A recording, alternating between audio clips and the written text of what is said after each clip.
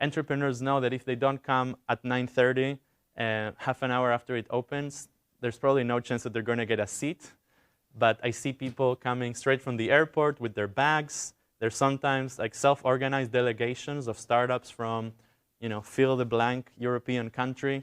And it's really inspiring to see people just coming together and talking about their ideas and getting advice from one another and attending all of these events to network. So this serendipity happens across a whole range of services that we provide, from raising the startup's profile to getting things done to recruiting, et cetera. And I won't go into the detail. So where does it fit in the global picture? So Campus is part of Google for Entrepreneurs, which is my team at Google. I'm the head of Google for Entrepreneurs Europe. And we aim to empower entrepreneurs around the world through programs, partnerships, and products. So to put it in context, we have more than 60 efforts in 110 countries that touch roughly 500,000 entrepreneurs around the world on an annual basis.